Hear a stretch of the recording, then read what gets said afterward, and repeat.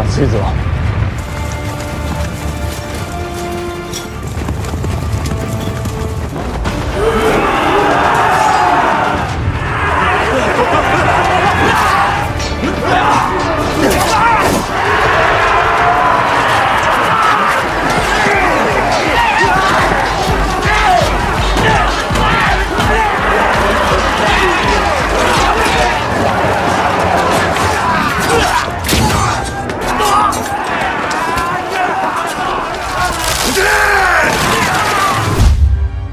Halo sobat semuanya dimanapun kalian berada, semoga semuanya tetap sehat dan sukses selalu, amin. Pada kesempatan kali ini, saya akan mengulas sebuah sequel film yang diadaptasi dari serial manga dengan judul yang sama, karya seorang penulis terkenal bernama Yasuhisa Hara, menceritakan tentang dua sosok anak yatim piatu bernama Piao dan Lishin yang mempunyai hasrat untuk menjadi seorang jenderal terhebat demi merubah status kehidupannya yang rendah sebagai seorang budak. Kala itu, pada masa-masa kerajaan dinasti Qin di daratan Cina, sedang terjadi pemberontakan serta permasalahan besar di tubuh kerajaan Qin, hingga Piao harus tewas saat melindungi sang raja yang dikudeta oleh adiknya sendiri. Demi mengusung balas dendam dan mengejar mimpinya itu, Lishin membentuk sebuah aliansi untuk meredam pemberontakan, hingga mereka berambisi untuk menyatukan kerajaan-kerajaan atau negara-negara yang bertikai di seluruh daratan Cina. Lalu bagaimana kisah selengkapnya? Langsung saja kita simak alur cerita dari film Kingdom.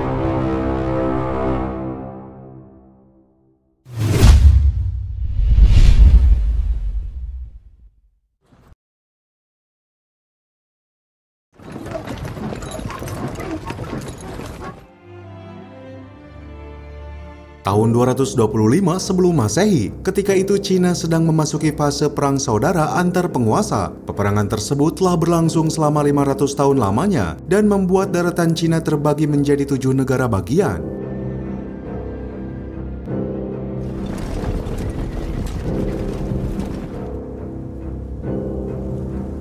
Salah satu di antaranya terdapat negara Qin yang berada di bagian barat. Di sana banyak peperangan terjadi yang membuat sebagian besar anak-anak di sana berstatus sebagai yatim piatu, termasuk Piao dan Lishin.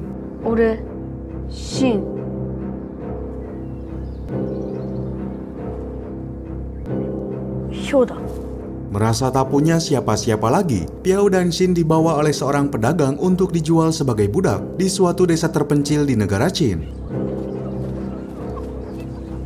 Piao adalah anak yang sangat rajin dan ulet, sementara Shin seorang pemalas. Maka wajar apabila majikannya terus memarahinya karena dia tak bisa bekerja.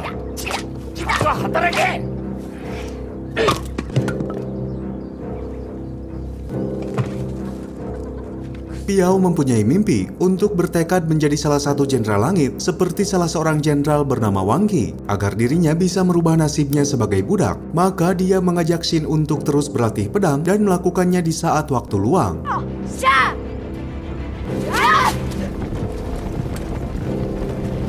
Seiring berjalannya waktu, Piao dan Shin telah tumbuh menjadi seorang pemuda dewasa yang sangat berbakat dalam hal bermain pedang. Atas keterampilannya itu, tanpa diduga, Piao terpilih untuk menjadi seorang pelayan di istana Xianyang. Karena kala itu, penasihat raja bernama Chang Wenjun melihat bakatnya saat melakukan sebuah kunjungan di desanya.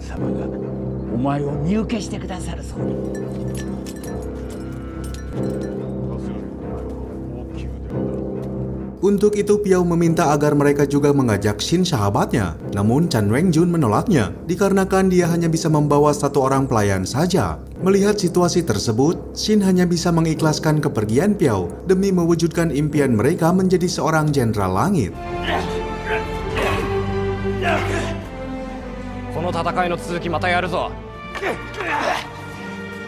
Setelah kepergian Piao, Shin menjadi lebih bersemangat untuk melatih kemampuan pedangnya, sampai dirinya menguasai sebuah teknik yang sangat luar biasa. Lalu beberapa hari kemudian, secara mengejutkan, tiba-tiba Piao kembali mendatangi Shin ke rumah tuannya dengan kondisi tubuhnya yang terluka parah.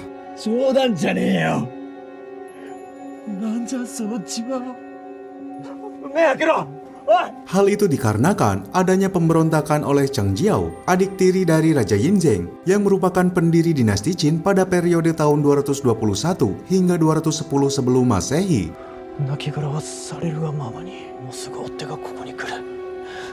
Cheng Jiao menilai kakaknya tak berhak untuk menempati posisi sebagai raja. Pasalnya, ibunya hanyalah seorang penari, sementara dirinya merupakan keturunan murni dari garis keturunan darah bangsawan.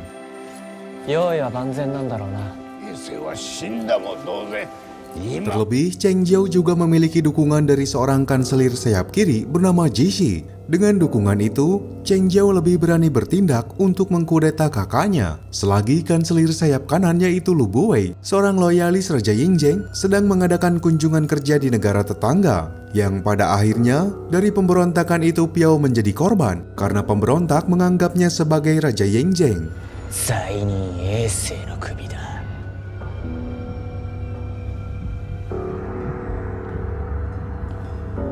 Di akhir hidupnya, Piao meminta sebuah permintaan kepada Xin dengan memberikan suatu peta kepadanya agar dia pergi ke suatu tempat di dekat desa Hebei. Karena di sanalah Xin akan mendapatkan semua jawabannya.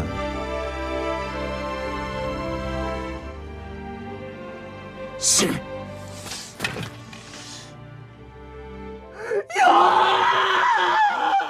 Dengan rasa haru, dia pun harus merelakan kepergian Piao sahabatnya. Lalu Xin bergegas pergi mendatangi suatu tempat yang berada di dalam peta pemberian Piao. Di tengah perjalanannya, Xin sempat dihadang oleh sekelompok bandit gunung. Namun semua rintangan itu dirasa sangat mudah bagi Xin, hingga dia mampu melumpuhkan mereka dalam sekejap.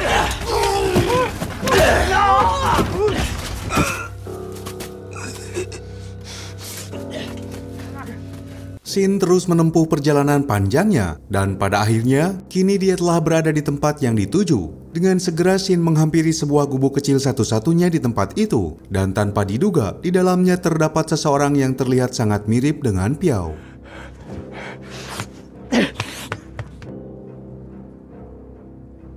Saat itu Xin belum menyadari bahwa seseorang itu adalah Raja Yingzheng, karena ternyata sebenarnya Piao memang sengaja ditumbalkan untuk dipaksa menyamar atas kemiripan wajah serta perawakannya yang sangat mirip dengan Raja Yingzheng. Namun saat Raja Yingzheng akan menjelaskan semuanya, tiba-tiba mereka berdua diserang oleh salah satu pembunuh bayaran atas suruhan Cheng Jiao.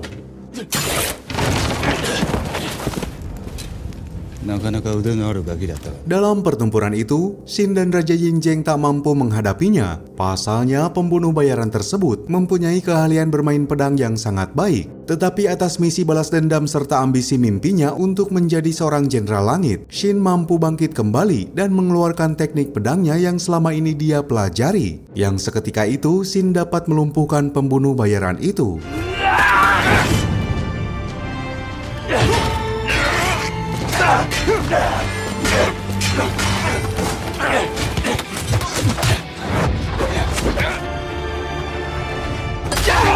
Setelah pertempuran itu berakhir, Xin mengajak Raja Yingzheng kembali ke desanya. Namun secara mengejutkan, desa itu telah dibumi hanguskan oleh pasukan kerajaan yang dipimpin oleh seorang mantan jenderal ternama bernama Zhuo Qi.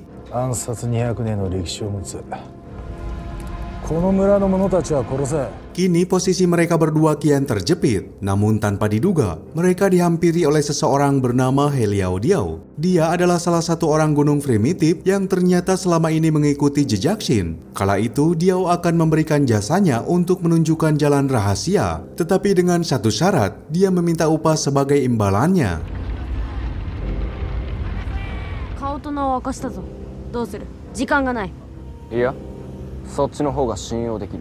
Sebagai seorang raja, permintaan syarat itu sangatlah mudah bagi Raja Yingzheng. Maka mereka bertiga sepakat dan mulai melewati lorong-lorong untuk menghindari kepungan pihak musuh. Dan di sela-sela perjalanannya itulah, Raja Yingzheng memberikan penjelasannya kepada Xin, bahwasanya saat itu, Raja Yingzheng telah mengetahui rencana kudeta Cheng Jiao yang akan membunuhnya.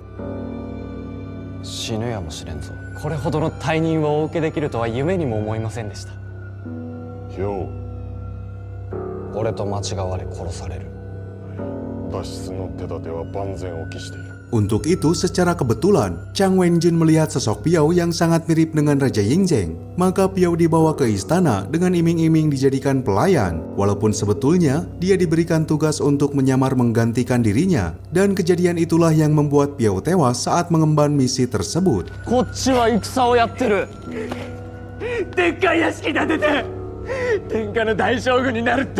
Setelah mendengar penjelasan itu, mau tak mau Shin harus membantu Raja Yingjing untuk mengambil kembali tahtanya yang sudah direbut oleh Cheng Jiao. Hingga setelah sekian lama mereka berbincang, tanpa terasa, kini perjalanan mereka bertiga telah sampai di sebuah hutan bambu.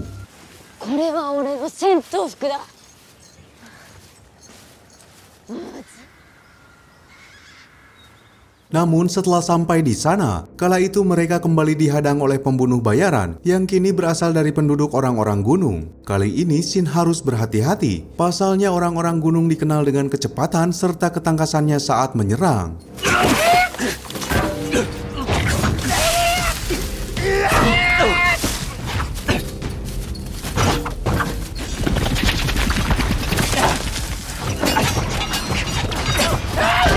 Dalam pertempuran itu, Shin terlihat kewalahan menghadapi musuhnya. Terlebih orang gunung tersebut menggunakan senjata sumpit beracun. Namun Shin terus berjuang karena dia tak mau mati sia-sia. Sekuat tenaga dia menggunakan seluruh kemampuannya, hingga akhirnya Shin mampu menumbangkan musuhnya itu.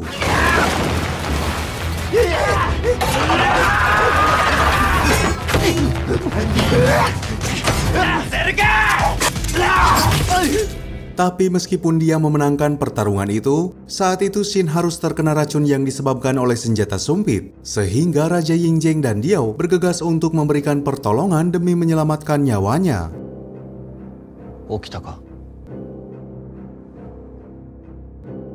Mereka membawa Shin ke sebuah bangunan kosong, tempat di mana dahulu para raja dari kerajaan Shin dan para penduduk gunung selalu mengadakan pertemuan. Dan ternyata bangunan itu telah berdiri sejak 400 tahun yang lalu, sebagai simbol terciptanya aliansi bagi kedua belah pihak.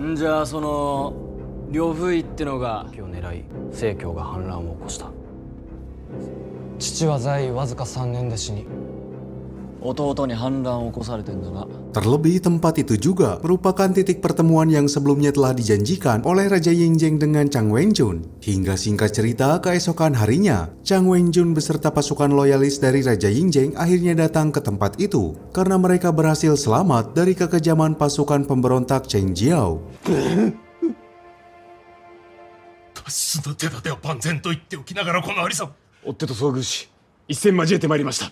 Di tempat itu, Raja Yingjing mulai berpikir untuk bisa mengambil kembali tahtanya dengan menyusun sebuah strategi. Namun keterbatasan logistik serta kurangnya pasukan menjadi hambatan utamanya. Karena diketahui saat ini kekuatan pasukan Cheng Jiao berjumlah 80.000 personil.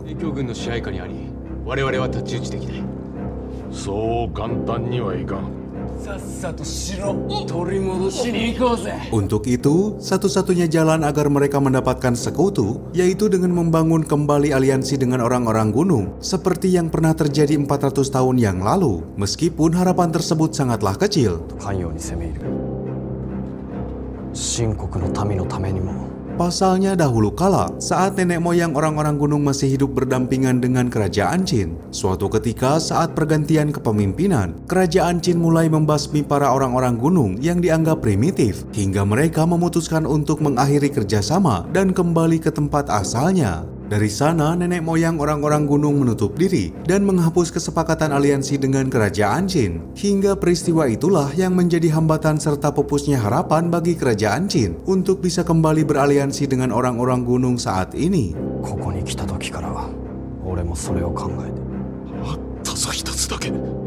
Namun Raja Yingjing tak putus asa dan tetap dengan pendiriannya. Dia mencoba mengunjungi kediaman Raja Gunung yang berada di hutan belantara. Namun saat mereka mulai berangkat di tengah perjalanan, tiba-tiba mereka dihadang oleh pasukan orang-orang gunung. Hingga mereka berhasil ditangkap dan dibawa ke tempat terpencil yang menjadi markas besar mereka.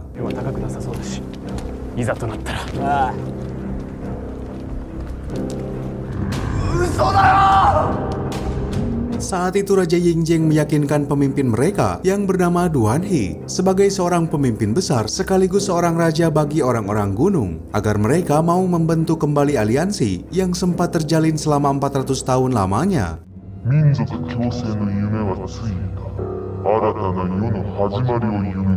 Maka Raja Duan He memerintahkan anak buahnya untuk memenggal kepala Shin guna membuktikan serta menguji keseriusan rencana aliansi Raja Yingjing.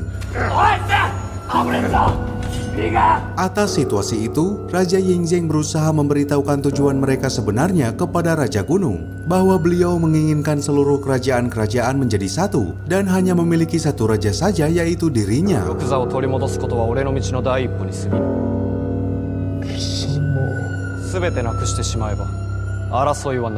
Agar nantinya periode perang selama 500 tahun akan berakhir di bawah kekuasaannya, seperti apa yang para leluhur mereka inginkan. Hingga setelah mendengar hal itu, Raja Duanhe melepaskan Xin dan memutuskan untuk menjalin kembali kesepakatan aliansi dengan Raja Yingzheng.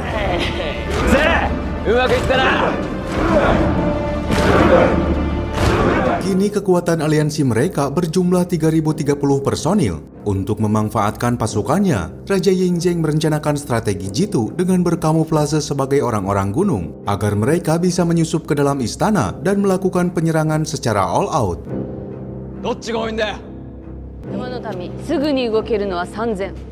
Sebelum itu, orang-orang gunung terlebih dulu membuat kesepakatan serta intrik kepada Raja Yingzheng dengan berpura-pura membentuk aliansi kepada Cheng Jiao dengan dalih membantunya guna melawan pasukan Lu Buwei. Hal itu mereka lakukan agar rencana Raja Yingzheng berjalan dengan lancar.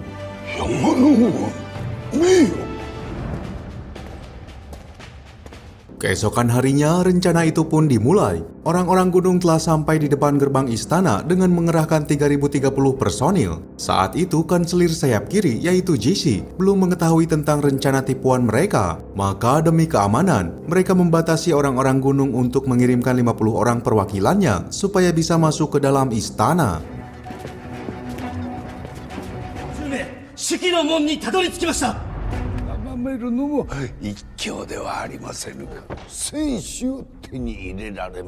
Setelah mereka memasuki gerbang kedua, di saat itu pula, 50 orang gunung tersebut memulai strateginya. Raja Yingzheng memerintahkan Xin dan 9 orang lainnya untuk menggunakan jalur rahasia yang langsung mengarah ke dalam kastil istana. Sementara sisanya, yaitu Raja Yingzheng serta Raja Gunung, bertugas menahan pasukan istana di depan pintu gerbang.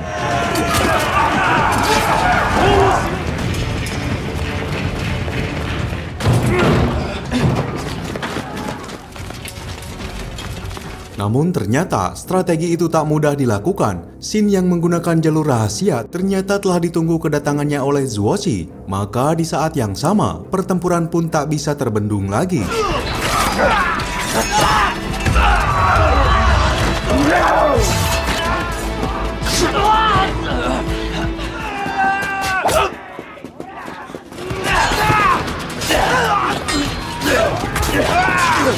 Mereka bertempur semaksimal mungkin, dan saat pasukan Zuozi akan dikalahkan, tanpa diduga, Xin harus berhadapan dengan seorang monster bertubuh kekar bernama Langkai. Dia adalah seorang algojo yang sangat barbar dan tak segan-segan untuk membunuh lawannya. Dengan beberapa hempasan tangannya, pasukan koalisi mereka dapat ditumbangkan dengan mudah.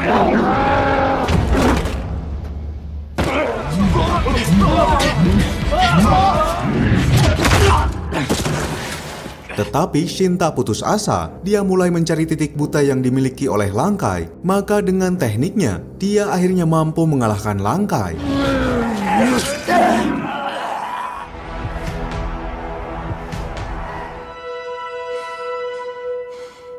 Sementara di luar istana, pertempuran terjadi antara Raja Yingzheng dengan para komandan pasukan Cheng Jiao. Terlebih mereka sangat terkejut dengan kehadiran Raja Yingzheng sebagai orang yang telah mereka hianati selama ini.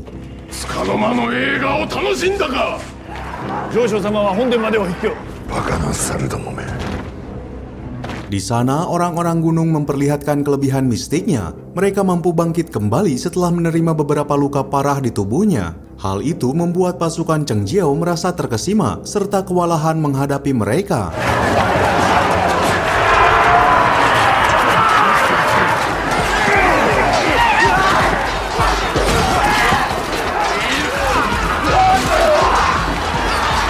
Xin terus bergerak maju, sampai kini dirinya telah berada di dalam kastil istana untuk melumpuhkan Cheng Jiao. Namun sebelum itu, Xin harus berhadapan dahulu dengan Zuozi yang dianggap sebagai musuh terkuat. Pengalaman bela dirinya sebagai jenderal ternama membuat Xin terpojok dan menerima beberapa luka parah di tubuhnya.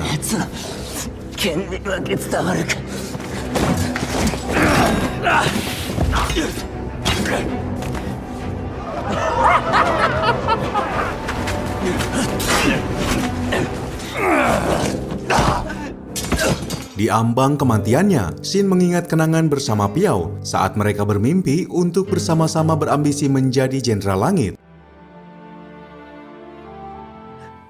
今に天下の大将軍になってやる。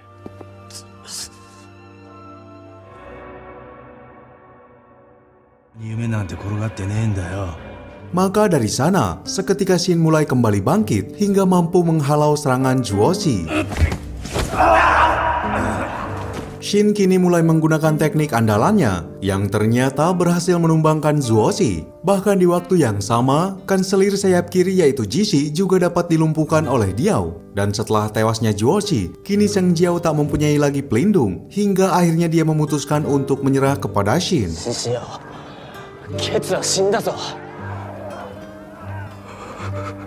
Penyerahan diri Sang Jiao membuat seluruh pasukannya yang sedang bertempur seketika pasrah tak berdaya, dan peristiwa itu membuat Raja Yingjing merasa takjub oleh kemampuan Shin yang berhasil menguasai kastil dan mampu mengalahkan Zuoshi.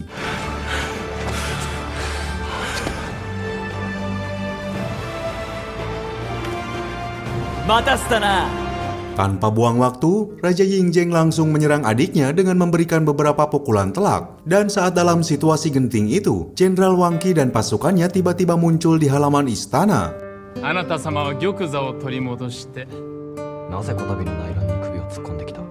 Beliau datang ke sana hanya untuk menanyakan tentang visi dan misi dari Raja Yingjing jika dia kembali menjabat menjadi seorang raja. Dengan lantang, Raja Yingjing bersumpah bahwa dia berjanji untuk menyatukan Cina di bawah kepemimpinannya dan mengakhiri periode perang saudara antar negara-negara tetangga. Hal itu dia lakukan sebagai upaya untuk memastikan bahwa akan ada perdamaian yang indah di masa depan untuk anak cucu mereka.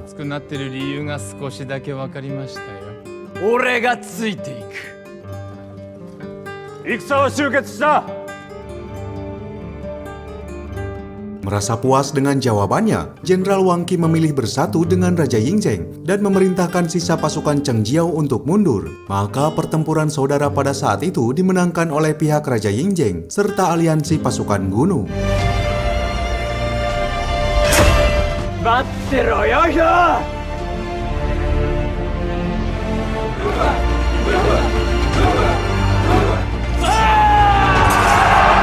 Setelah Yingjing berhasil menumpas pemberontakan yang dilakukan oleh adiknya, dia pun kembali diangkat menjadi Raja Qin. Kala itu, beliau mengawali misinya untuk menyatukan negara-negara di seluruh daratan Cina dan menjadi awal batu loncatan serta perjalanan Li Xin menjadi seorang Jenderal Langit seperti apa yang diimpikannya selama ini. Yatte yarou ze, Se.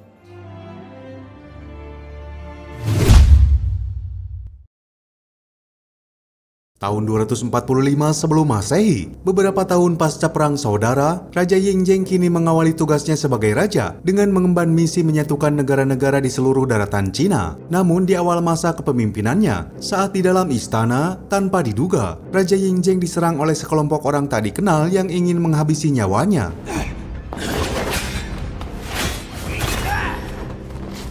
Chang Wenjun dan Jishi segera bertindak untuk melindungi sang raja. Namun para pemberontak tersebut mempunyai skill berpedang yang sangat baik, hingga para pasukan pengawal istana mampu ditumbangkannya.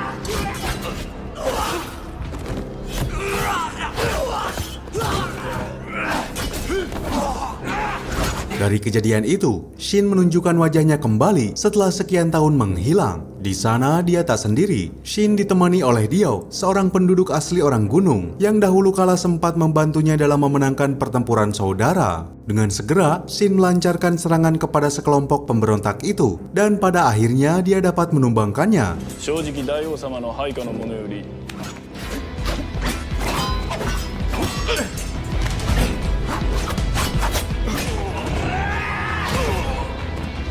Sebelum tewas, pemberontak itu mengucapkan salah satu nama sosok pembunuh yang sangat ditakuti, yang mana dia bernama Chiao. Dia merupakan seorang pendiri klan dan merupakan seorang ahli pedang. Kemampuannya tak bisa dianggap remeh dan konon katanya, beliau mampu melumpuhkan semua masyarakat yang menghuni sebuah desa dengan seorang diri. たった一人で小国を滅亡に追い込んだという逸話もある。 Chiao merekrut beberapa orang anggota untuk mengikuti jejaknya. Dalam perekrutannya itu, Chiao tak main-main untuk menyeleksi calon anggotanya. Mereka diharuskan saling bertikai dan bertarung satu sama lain sampai menyisakan satu orang anggota saja. この件は決して口外するな。俺にどんなやつだろうが、俺が軽くひねってやるって。 Seiring berjalannya waktu, negara Qin saat ini akan menghadapi peperangan dengan negara Wei di utara. Hal itu disebabkan oleh dinasti Wei yang melakukan penyerangan ke wilayah Wanseong sampai melakukan pembantaian. 時を迎えようとしていた。大きな一歩を踏み出すことになる。 Maka Raja Yingjeng memerintahkan Biao Gong, seorang jenderal dari dinasti Qin, untuk memimpin ekspedisi militer ke negara Wei. Dan setelah mengetahui rencana itu, pihak dinasti Wei mengerahkan pasukannya yang dipimpin oleh Jenderal Oh Giong untuk menahan ekspedisi militer di wilayah dataran Dakan. Dan atas situasi itu, Xin memanfaatkannya untuk mengawali tujuannya menjadi seorang jenderal langit. 一丁派手に暴れてくるぜ。ブーンを祈る。これが天下の大将軍への。 抜け出すには剣しかない。 Walaupun Xin berteman baik dengan Raja Yingjeng, tapi tak segampang itu dia bisa langsung menjadi seorang komandan. Karena saat ini, mula-mula Xin ditempatkan di Resimen 4 sebagai seorang prajurit biasa.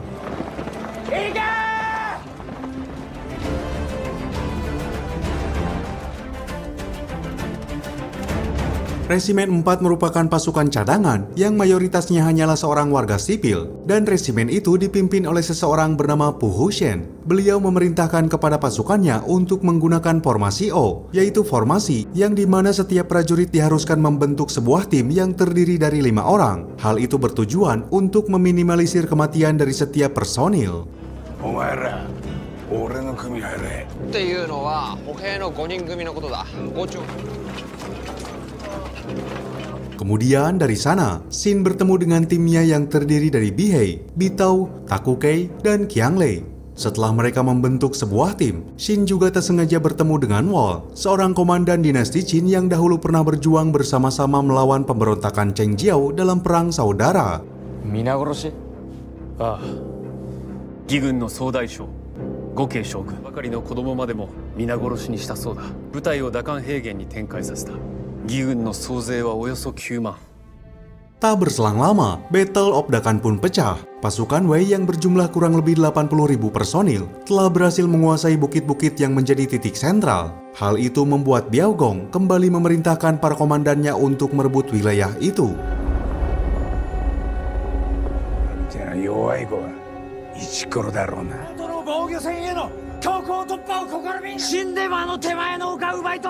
Misi ini diemban oleh Resimen 4 yang di dalamnya terdapat Xin, dan tanpa buang waktu, mereka pun memulai penyerangan.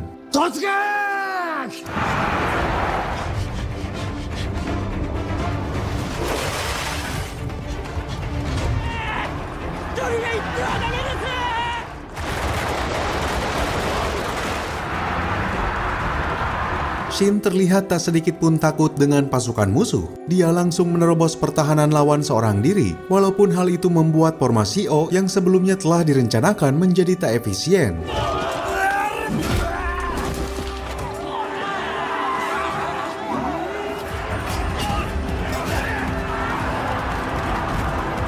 Namun apa yang dilakukan Xin seolah-olah membuka sebuah celah bagi Resimen 4 untuk dapat menerobos garis pertahanan musuh, hingga peperangan hebat saat itu berlangsung dengan begitu sengit.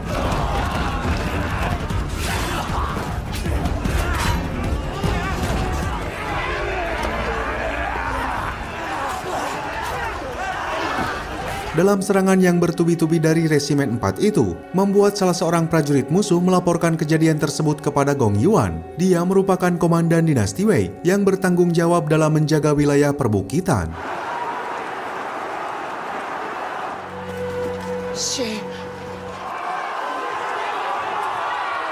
Gong Yuan memerintahkan batalion ketiganya untuk terjun ke medan perang. Mereka terdiri dari para prajurit yang menggunakan kereta kuda militer. Hingga dari sana, sebagian besar dari prajurit Resimen 4 berhasil dilumpuhkan dengan cara yang mengenaskan.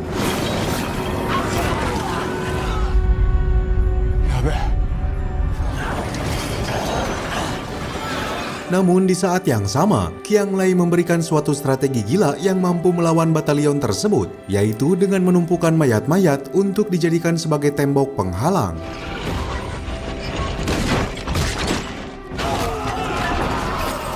Dan hasilnya, strategi itu dapat berjalan dengan sukses, yang membuat Jenderal Biaogong kembali bersemangat, karena sebelumnya Jenderal Biaogong hampir putus asa dan ingin menarik mundur pasukannya dari medan perang. Semua dikarenakan atas kekalahan sebelumnya yang dialami oleh Resimen 1, 2, dan 3. 待機じゃ。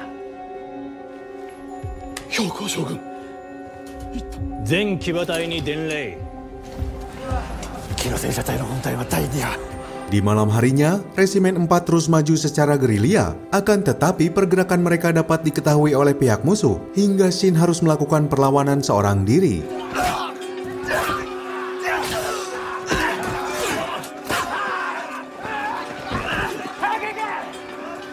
Melihat Shin bertempur sendirian, Qiang Lei akhirnya menunjukkan skill berpedangnya untuk membantu Shin, hingga dengan mudahnya beliau dapat menumbangkan beberapa pasukan musuh.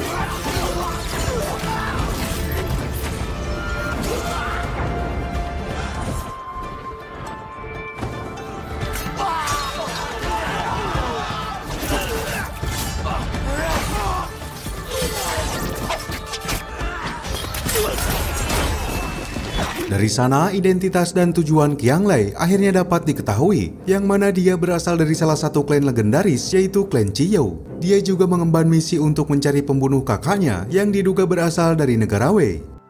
お前はそんな悲しい目をしないで済む。それで姉ちゃんは喜ぶのかよ。これが俺の死ねねえ理由だ。俺は天下の大将軍になる。そんな面で、そんな目で Dengan bergabungnya Qiang Lei ke dalam pasukan kerajaan Qin, membuatnya semakin mudah untuk mencari pembunuh kakaknya. Hingga singkat cerita keesokan harinya, pertempuran kembali terjadi. Di mana kala itu, Shin beserta teman-temannya kini kian mendekati tempat yang mereka tuju.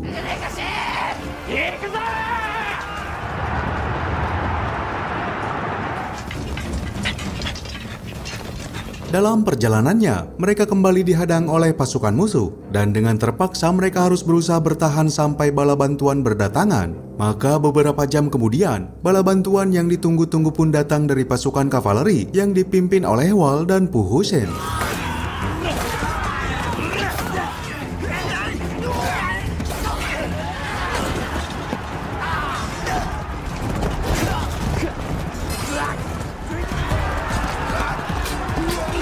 Dengan adanya bantuan tersebut, kini lebih memudahkan pergerakan Shin serta teman-temannya di medan tempur. Namun untuk bisa naik ke atas bukit, Shin harus berduet dengan Pu Hushen dan terpaksa meninggalkan rekan-rekannya, dikarenakan Pu Hushen hanya membutuhkan sosok Shin demi bisa membantunya dalam pertempuran.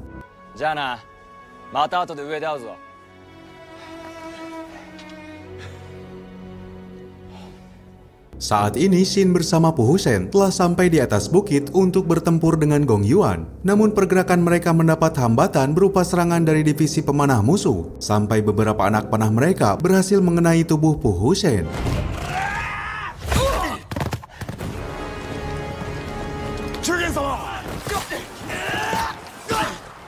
Meskipun Pu Hushen mendapatkan serangan telak, tetapi beliau masih menunjukkan semangatnya untuk mengajak bertarung Gong Yuan. Dari sana Gong Yuan berhasil dilumpuhkan oleh Pu Hushen, walaupun dirinya juga harus terpaksa mengorbankan nyawanya.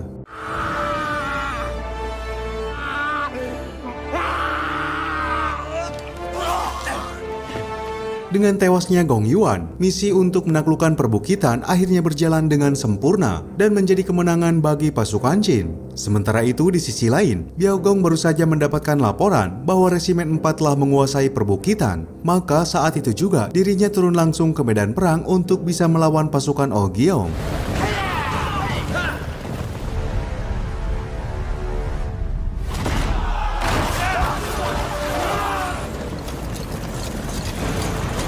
Di saat yang sama, salah satu jenderal langit yaitu Wang Qi datang ke tempat pertempuran, dan momen itu juga menjadi ajang pertemuan kembali dirinya dengan Shin. 野生の直感で動く国の脅威となる名将ですよ。戦の大局が動く瞬間です。 Saat itu Jenderal Wang Qi masih ingat dengan mimpi Shin untuk menjadi Jenderal Langit. Maka di saat itu pula beliau memberikan pengarahan kepada Shin untuk bisa belajar dari sebuah pertarungan antara Biaogong dan Oh Gyeong. 太陽が早い上に的確です。合計はどう出ますか？ Dari pengarahannya itu, kini Shin telah mengetahui jawabannya bahwa untuk menjadi seorang jenderal membutuhkan keahlian dalam membuat strategi perang. Terlebih seorang jenderal harus mempunyai keahlian dalam bela diri tempur 1 lawan 1. 知略が勝つのか。兵庫将軍。 Seperti para jenderal yang sedang bertarung di medan perang, apabila salah satu jenderal tersebut dapat dilumpuhkan, maka akan dipastikan kemenangan dapat diraih. Hingga dari sana, Shin meminta sebuah kuda untuk membantu Jenderal Biaogong agar negara Qin dapat segera memenangkan pertempuran.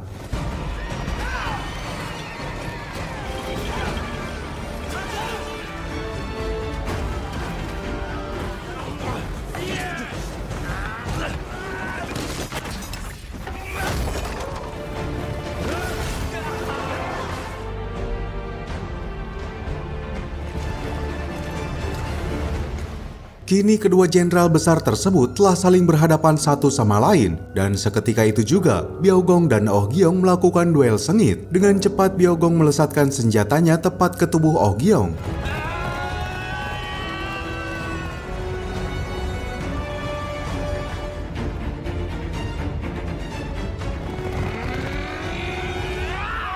Tanpa bisa menghindari serangan itu, akhirnya Oh Gyeong terkapar hingga membuat dirinya tewas seketika.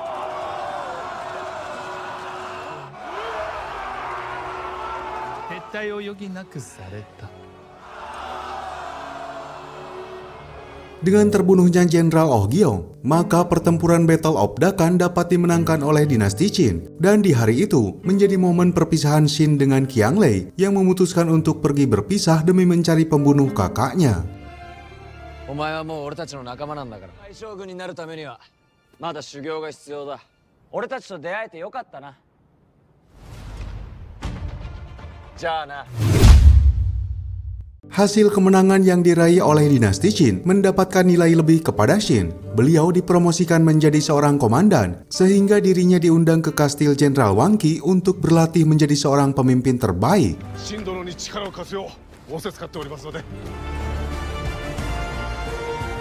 Di akhir sequel kedua film ini menceritakan bahwa aksi penyerangan yang dilakukan kelompok pemberontak untuk membunuh Raja Yingzheng pada waktu itu kini telah menemui titik terang. Para penasihat raja mencurigai bahwa dalangnya merupakan orang dalam, yang mana orang tersebut adalah Perdana Menteri Lu Buwei.